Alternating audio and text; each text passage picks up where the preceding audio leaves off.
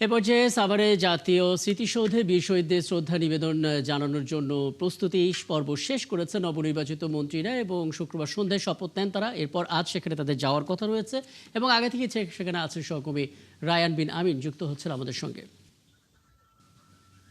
Ryan বিন আমিন, যখন রাষ্ট্রপতি সেখানে পৌঁছেছিলেন, শ্রদ্ধা নিবেদন করেছিলেন, আমরা সেই ছবিটা দেখেছিলাম এবং পরবর্তীতে নানা কর্মসূচির অংশগুলো দর্শকদেরকে জানাচ্ছিলাম। এরপর যে আমরা জানতে পারছি মন্ত্রীরাও সেখানে আসবেন, নতুন দায়িত্বপ্রাপ্তরা কটা নাগাদ আসতে পারেন এবং সেখানে তারা আর কি কি কর্মসূচি পালন করবেন একবার একটু জেনে নিতে চাই আপনার কাছ থেকে রায়ান।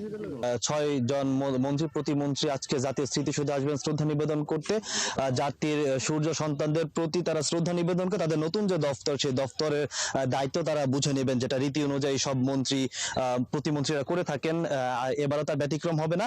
বেলা ১টা নাগাদ তাদের আসার কথা রয়েছে। তবে আমরা আরেকটা খবর পেয়েছি যে মঈন খান তিনি হয়তো একটু আগে চলে এসে তারপর শ্রদ্ধা জানিয়ে তিনি হয়তো চলে যাবেন, এরকম একটা খবর আমরা পেয়েছি। আর এখনো পর্যন্ত গণপূর্ত অর্থাৎ স্মৃতিসৌধের দায়িত্বে গণপূর্ত বিভাগ তারা আমাদের পূর্ণাঙ্গ কোনো তথ্য দিতে পারেনি এবং ঢাকা জেলা পুলিশের পক্ষ থেকে এখনো পর্যন্ত কোনো তথ্য আমাদের জানাতে পারেনি পুরোপুরি যে তারা কখন আসবেন এবং গাড়ি ভরা কে কি থাকবে।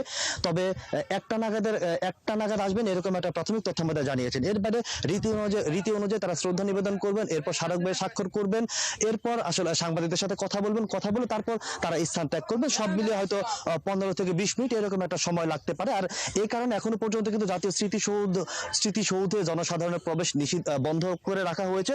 মন্ত্রীরা চলে যাওয়ার পরে জাতীয় স্মৃতিসৌধ জনসাধারণের জন্য খুলে দেওয়া হবে, অর্থাৎ দুপুরের পর হয়তো জনসাধারণের জন্য জাতীয় স্মৃতিসৌধ খুলে দেওয়া হবে। তো এই ছিল আসলে জাতীয় স্মৃতিসৌধ থেকে এখন আমার কাছে সবশেষ তথ্য। রাকিব, অনেক ধন্যবাদ রায়ান বিন আমিন। নিশ্চয়ই নতুন আপডেট থাকলে সেটাও আপনার মাধ্যমে দর্শকদেরকে জানাতে পারবো। আমাদের সঙ্গে সাভার থেকে যুক্ত হয়েছিলেন সহকর্মী রায়ান বিন আমিন।